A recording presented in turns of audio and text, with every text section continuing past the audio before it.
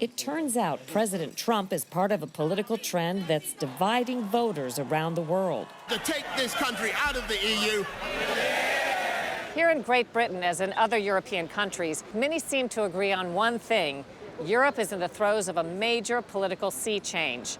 We recently traveled across Europe to examine what sparked a wave of populism. Remarkably, the FBI's supposedly most solid link to their Trump-Russia collusion theory says he'd never even spoken to Donald Trump. Had you met him? I've never met him at all. This week, the Inspector General's report may heighten suspicion that our own government spied on U.S. citizens. We revisit a conversation with the man who started it all. Where is Mexico? Right here, there's a yellow line across the ceiling. We go underground to dig up secrets of how Mexican smugglers trafficked drugs and people. We couldn't come to New Orleans without doing a story about voodoo. What have you seen it do for people? I've witnessed voodoo help people find love. And a voodoo encounter in the Big Easy.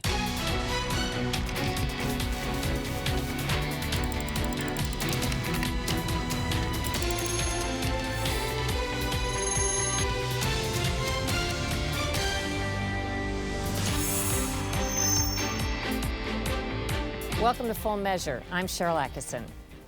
On our world travels, we've discovered a global trend: popular distrust of establishment politicians, be they left or right.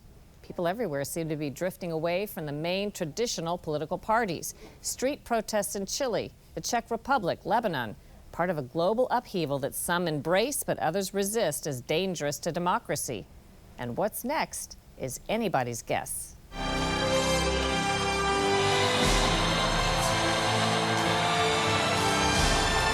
The election of Donald Trump in 2016 was widely seen as the product of widespread disgust among Democrats, Republicans, and independents of so-called establishment politics.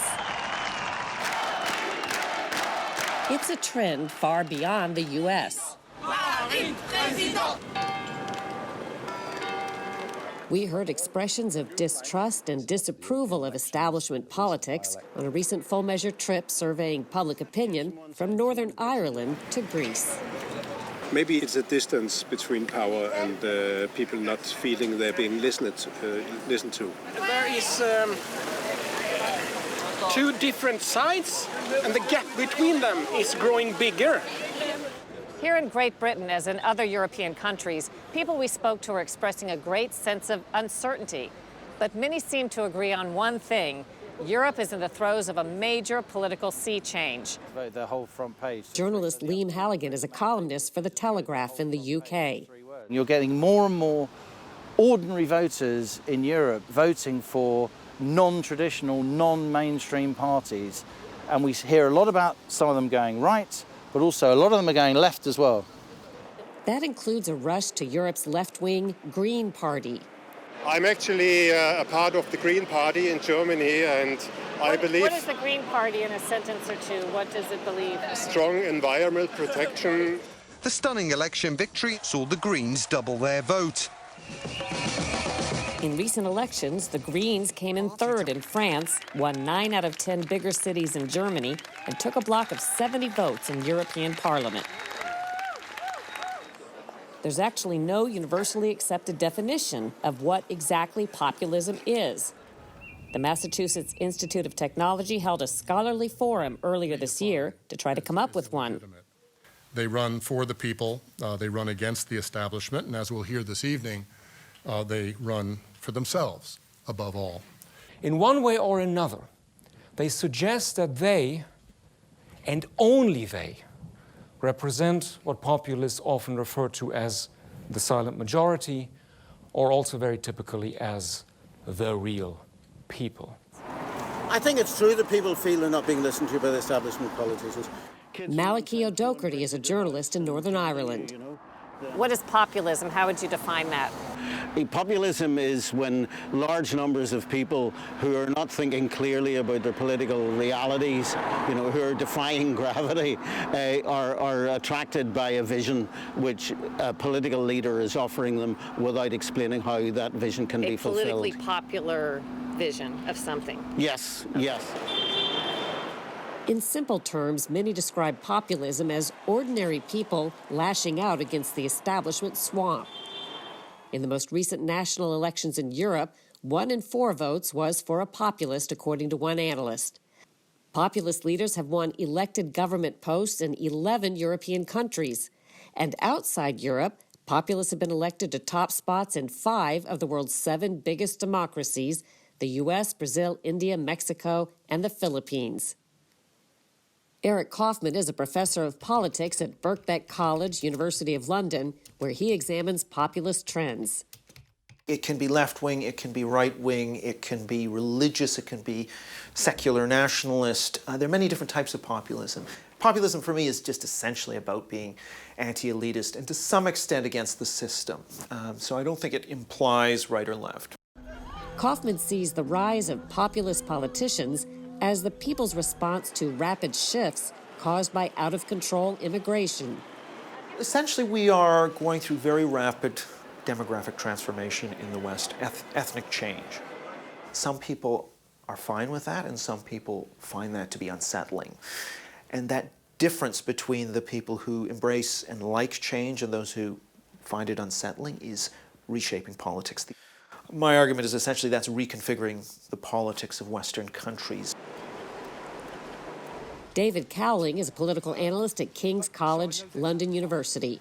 As someone who's watched political opinion as long as you have, take like a 30,000-foot level view, not just of what's happening in the United Kingdom and in Europe, but fold in what's happening in the United States.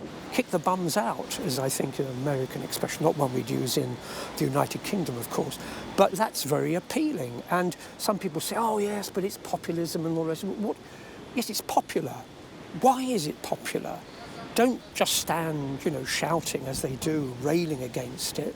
Engage with it, understand. Don't talk to people, listen to them. And I think there's been that massive failure to do that. I mean, it's not just the UK and the United States of America. Look at what's going on in Denmark, in Sweden, in Italy, in France, in Germany. These are very turbulent times, and we lack the politicians, I think, so far, to guide us through them. Cecilia Lonning-Skaugard is a city leader in Copenhagen, Denmark. We've seen unprecedented growth in most of the Western countries, and suddenly people can start to see friends and families lose jobs. They see jobs moving overseas. They see other groups coming in, maybe taking some of those jobs. We see these movements on the far right, as you say, with, let's throw everyone out.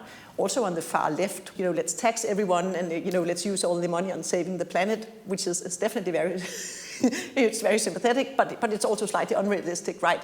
And I think, overall, mainstream politicians have failed to put in place a new vision. Some, like businessman Sean Russell, embrace the political upheaval. I anticipate a decline of the traditional two-party model. Why is that? Because I don't think that there's much confidence people can have in either of those two red or blue parties any longer. They are publicly disintegrating. And it's a very, very slow and ugly process. But many critics, like Naomi Long, insist populists are dangerous. She leads Northern Ireland's centrist Alliance Party. I think that there's a lot of that sort of snake oil salesman kind of politics going on. And although people are charmed by it because they see that people have great charisma and they sell a great tale, I think ultimately it will leave people feeling more disenfranchised and more angry. And I think that that's a huge challenge for politicians, because when those people who promise much deliver nothing, I think people will be more angry than they were with the pace of politics that went before. She says that applies to Brexit, the popular movement of Great Britain to exit the European Union, led by Nigel Farage, and the pro-Trump movement across the pond. What do you make of the fact that most of the people we've talked to in Europe so far consider populism, whatever that means to them, to be something negative, Trump to be something negative? I think there is a negative side in the sense of sort of disrupting norms of civility, and there's no question that Trump's done that Farage has done that to some extent, a lesser extent. So they're not behaving according to those norms of civilized discourse. However, on the other side, I think that these parties are bringing to the surface issues that have been neglected by the mainstream parties. The appeal of populists may continue to elude critics and feed the trend. How does this end? I suppose I've studied history all my life. I suppose the argument is badly. I think it will get nastier before it gets better. How it will end will depend upon how the political class gets its act together, starts listening to people and addressing the issues that concerns them, comes down from Mount Olympus and talks to people. A new study recently concluded that Trump's win was never based on hostility or prejudice, but his open appeal to, quote, an existing reservoir of discontent about changing American society and culture. Coming up on Full Measure, did the government wrongly spy on U.S. citizens during the 2016 campaign? Ahead of a key report being issued, we hear from the man at the center of the question, former Trump campaign volunteer Carter Page. A long-awaited Inspectors General report is finally about to be released. Launched a year and 9 months ago, the investigation examines whether government officials committed surveillance abuses of U.S. citizens, particularly involving the Trump campaign. At the center of it all is a former Trump campaign volunteer named Carter Page, whom I spoke with earlier this year. Once Page got involved in the Trump campaign, opposition research gathered by Democrats and paid for by the Clinton campaign was secretly turned over to the FBI. The so-called dossier was full of unverified allegations against Page and Trump. In September of 2016, shortly before the presidential election, Yahoo News published a story linking Page to Russian operatives. Page says it was part of a government-led propaganda campaign to leak accusations about him and create an air of suspicion about Trump. Despite what a 400-plus page FBI report suggests, former Trump campaign advisor Carter Page says he is not an agent for Russia. The FBI told the secretive Foreign Intelligence Surveillance Act Court, or FISA Court, that Page and perhaps others in the Trump campaign were collaborating and conspiring with the Russian government. I don't know if all Americans know that before our intel agencies take the drastic step of a privacy invasion by using our intel tools on a U.S. citizen to surveil them, they're supposed to either have evidence in hand that you've already acted as a foreign spy or you're imminently about to become a foreign spy. So that's apparently what they convinced the FISA court was the case with you. Yeah, it's just outrageous. And then they got how many wiretaps against you? 4. 4 wiretaps, each for 90 days, I think. Yes. Remarkably, the FBI's supposedly most solid link to their Trump-Russia collusion theory says he'd never even spoken to Donald Trump. Had you met him? I've never met him at all, no. Still? No, never. You've never met Donald Trump? No. Never spoke to him? Never on the phone, nothing. Though he says he'd never met Trump, he was in an orbit that likely would have allowed the FBI to capture candidate, then President-elect Trump, in the surveillance dragnet. Again, something I'm not sure Americans know, but if you are a target and you've been wiretapped, the government is allowed to, or allows itself to also surveil everyone who's in touch with you and everyone who's in touch with those people, at least 2 layers back. Yes. You communicated with people, including Steve Bannon, yes, who were talking to President Trump. Yes. Therefore, would have or could have been wrapped up in the same surveillance. Absolutely, absolutely. In order to get the secret wiretaps, the FBI had claimed over and over that Page and perhaps others in the Trump campaign were collaborating and conspiring with the Russian government. But in the end, the Trump-Russia probe concluded there was no evidence that was the case. President Trump made a surprise Thanksgiving Day visit to U.S. troops in Afghanistan. While there, he met with Afghanistan's president. He also announced the U.S. has resumed peace talks with the Islamic extremist Taliban, who have been waging war against the American-supported Afghan government. The Taliban wants to make a deal. We'll see if they want to make a deal. It's got to be a real deal, but we'll see. The U.S. is said to be shifting its role in Afghanistan from fighting a war to providing advice, support, and training. But recent figures from the Special Inspector General for Afghanistan Reconstruction show it's not so quiet on the Afghan front. September 2019 saw U.S. and coalition planes drop more munitions than in any month since October 2010. Enemy attacks last summer increased by 19%. U.S. taxpayers have now spent more than $132 billion on reconstruction in Afghanistan. Coming up on Full Measure, a drug smuggling route that can't be stopped by a wall. We've taken a lot of trips to our southern border to investigate illegal immigration issues. Today we go underground to get a close-up look at what was once a major smuggling route in Nogales, Arizona, with Border Patrol official Kevin Hecht. Nogales, Sonora sits higher than us here, so all the water and rain events in Mexico flow into the United States. So this is like a stormwater. Stormwater, and then there's also some sewage lines that treat some sewage that comes in from Mexico. They also use that for smuggling too, so there's different avenues that they might use for smuggling. So normally, during a major rain event, you shouldn't open this door. You can't open this door because the channel, when I open it, you'll see it's rather large, but the water flows wall-to-wall, floor-to-ceiling in here, so it's a significant flow of water. So this is actual rain drainage from street runoff. It does have a chlorine smell to it because there is some E. coli that comes in from Mexico. It's treated with chlorine to keep that down. But during rain season, it can be a little bit high. I'm gonna step down. You can step down too, just don't go in the water. Where is Mexico? Right here, there's a yellow line across the ceiling on the angle, and that's Mexico. Years ago, this drainage used to be very active for smuggling. So we had a landing mat gate, which was a solid steel gate, and the rains would rip it out. So instead of putting it back in every day, we'd wait till rain season was over. What that allowed was for smugglers to come in and use the drainage channels. And they would smuggle drugs, people, a lot of violence, some aggressive violence, stabbings. Can you give us an overview of the tunnel situation, how bad it is and how often they're used? Sure. So historically speaking, there's just over 212 tunnels in the United States found. In this town alone, there's been 113. You know, some people never visit the border or a border town. What about tunnels? Should they know? So tunnels' main purpose is smuggling drugs. They're secretive and they don't want people to know about them. So tunnels are not used for smuggling people. So like this tunnel exists. So this is existing man-made infrastructure. There's no secret about this. It's on every city planning map. It's on every zoning map in every city that has infrastructure.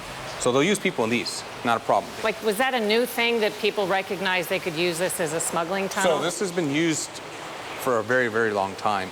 This channel has been built in the 30s, 40s. It started as an earth dirt tunnel, natural flow, and then as urbanization happened, it concreted it in and sealed it. With that happening, that gave an underground means of smuggling.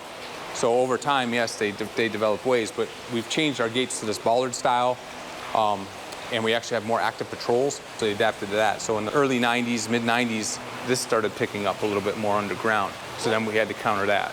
So what we did originally is we put an agent at the exit, which is a mile north of here. So you can go a mile underground and into the U.S., pretty much without being detected at that time. So what they did to counter that is they started jacking up sidewalks and manholes throughout the town and coming out of the streets.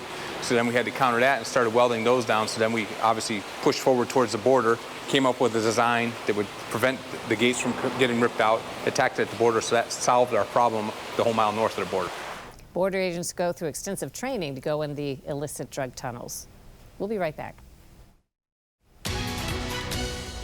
Next week on Full Measure, a key Supreme Court ruling called Janus impacted millions of Americans. It said public employees of state or local governments cannot be forced to join labor unions. But wait until you hear what we found has happened since. Once they've heard about the case and they realize they don't have to be a member, the unions are not allowing them out. We have people that are submitting resignation letters and the unions just totally ignore them. Our investigation into what happened and what's next week on Full Measure. Finally today, if you visit New Orleans, you're likely to see voodoo shops, museums, and even tours. On a recent trip to the Big Easy, Lisa Fletcher decided to dig deeper into the mysterious spiritual and cultural phenomenon and dispel some myths. Voodoo Authentica. A shop just 2 blocks from Bourbon Street in the heart of New Orleans, French Quarter. The second you're in the door, it's a bombardment to the senses. The eyes, ears,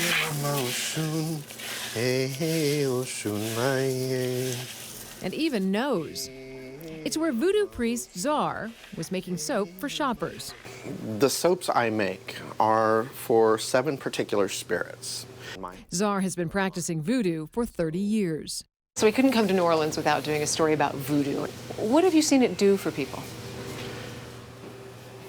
Let's see. I've witnessed voodoo help people find love. I've witnessed voodoo help people find healing and hope.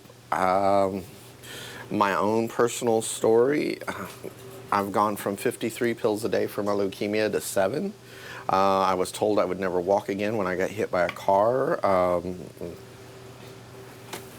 Ta-da! Czar traces the roots of voodoo to 21 different traditions from the African slave trade that came up through the Caribbean. But the practice is alive and well in the Big Easy. Why do you think people come into this store? Curiosity. Find out what this whole voodoo thing is all about. And then they find out it's not the scary oogie boogie that they've seen on TV, and they walk out of here a little bit more educated.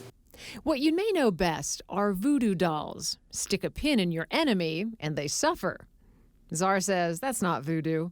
That is derived from stories of European witches.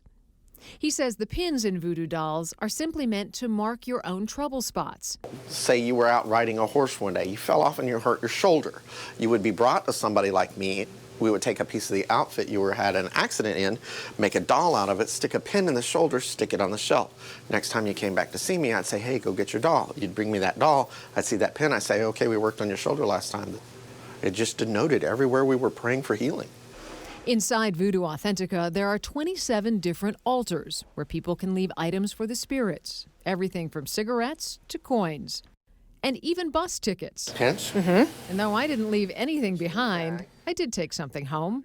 A satchel of voodoo gree-gree, made right on the spot. Gree-grees are little charm bags that you would carry with you. And they're just a little bag of herbs, oils, roots, and prayer work. So with that, you can actually affect a change in your world. Voila. It smells amazing. Left hand. Why left? Women's Power Center in Voodoo is on our left side. So always give it with the left. Thank you. You're welcome. In New Orleans, I'm Lisa Fletcher for Full Measure. Left hand, got it. Thanks for watching. We'll see you next week. Until then, we'll be searching for more stories that hold powers accountable.